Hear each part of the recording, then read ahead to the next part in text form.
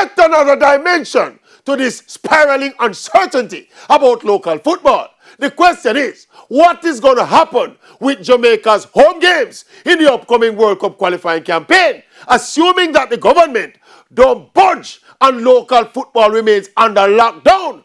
Where are we going to play our home games? And look, we all know the importance of home advantage in football generally, but especially in World Cup qualifying football.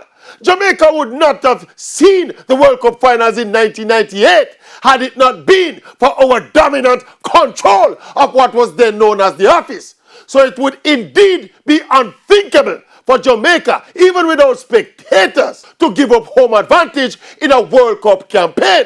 So with the qualifiers coming up in September, what do we do? If the Jamaican government refuses to free up football, what we are going to do? Yeah, play our home games against Mexico in Mexico, and the one against the USA in the USA, and against Costa Rica in Costa Rica, etc., etc., etc. Totally forfeiting home advantage.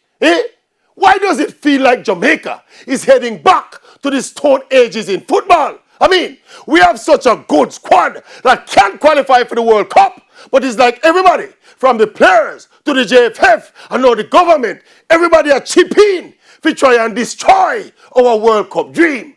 What a tragic travesty!